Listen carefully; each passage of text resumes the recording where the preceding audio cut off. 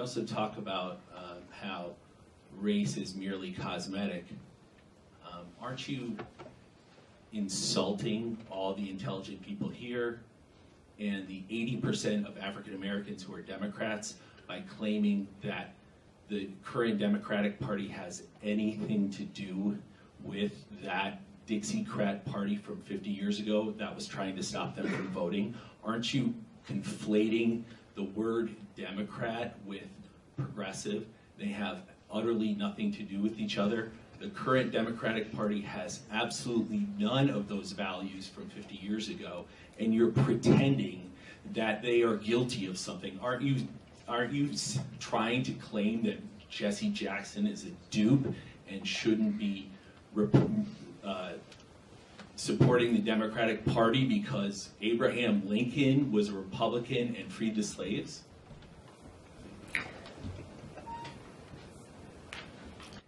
Let me try to tackle that very frontally.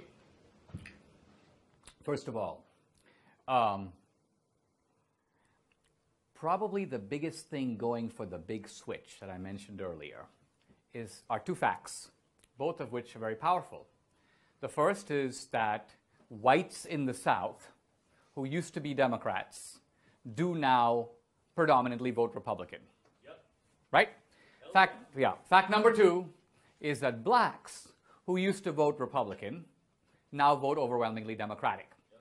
And operating on the assumption, which I think is reasonable, that people understand where their own interests lie, it would certainly be right that blacks currently see their identification and their interest in the Democratic Party.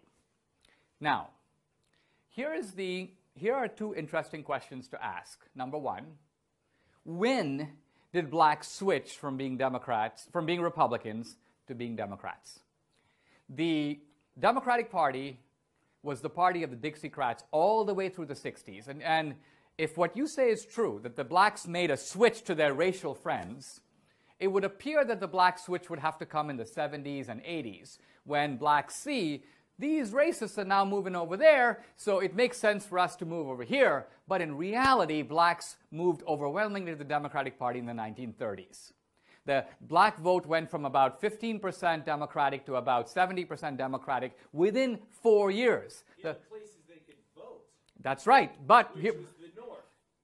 Also in the Jackie Robinson was a Republican for darn good reason. That's absolutely right. But here's what I'm getting at. He wouldn't be today.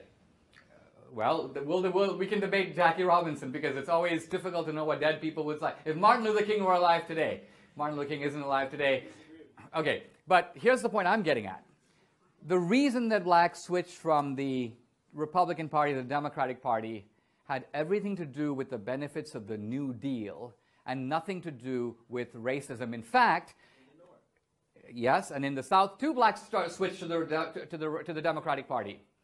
It's not that blacks couldn't vote in the South. It's that there were all kinds of barriers to black voting.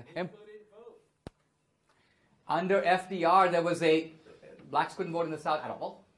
No blacks voted in the South. Very, very few. How many? How many? I don't know. Okay. I thought so.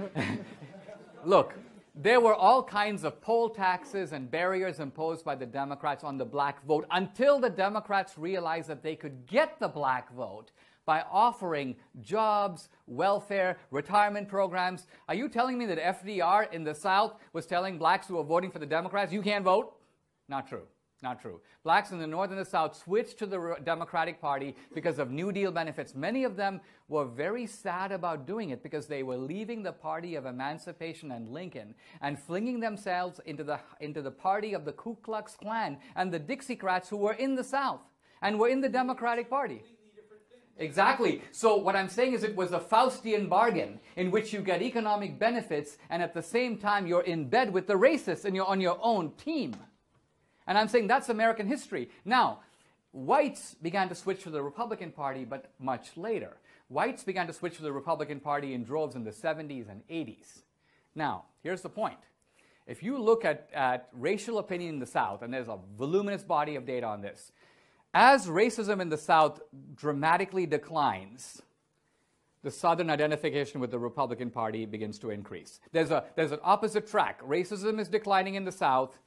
and whites begin to move to the Republican Party. In fact, two scholars who've written a book about this trace that the least racist Southerners all became Republicans. That the racist, the poor white racist Democrat never became a Republican. He was a dug-in Democrat to the end of his days. So the Democratic Party remained the party of racism. And as the South became less agrarian, more prosperous, industry came to the South, the post-industrial society, the Republican appeal of equal opportunity, free markets, prosperity, appealed to Southerners. And that's why they... So what I'm getting at is that the progressives have sold the South on a guilt trip. Even this whole thing about, the Civil War was really about slavery and the South did slavery. Wait a minute. Again, the Northern Democrats protected slavery. The Civil War, the fight over slavery was between the Democratic Party, North and South, that protected it, and the Republican Party, which only was in the North, that opposed it. That's what that fight was about. It wasn't just... The North-South thing is now a disguise to hide the responsibility of a major political party that was the party of slavery for 100 years.